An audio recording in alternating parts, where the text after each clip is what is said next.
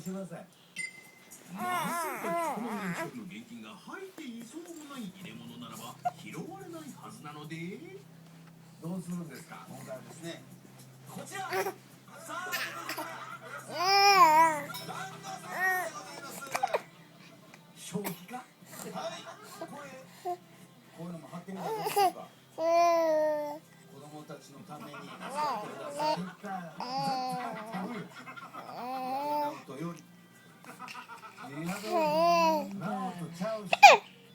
さすがに食べノートの張り紙は中に入れておくとして、これが拾われなければいわゆる205万7700円のダメなものがまた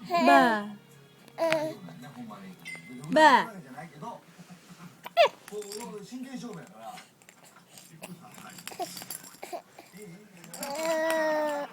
ばまあ正直な気持ちを言いますと、ばその12年間に比べても良さがどんどん出てきた。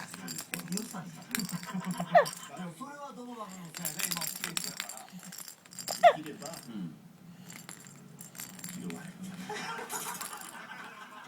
中島 P からすると、できればこのランドセルを拾われてほしい。とんでもないこと言うな。それならば、矢部がこれね。もし拾われなかったら。まあ、このお金は僕戻ってきて。で、倍ですから。番組が払われるってなったら。岡村さんが払うと。っていうのは。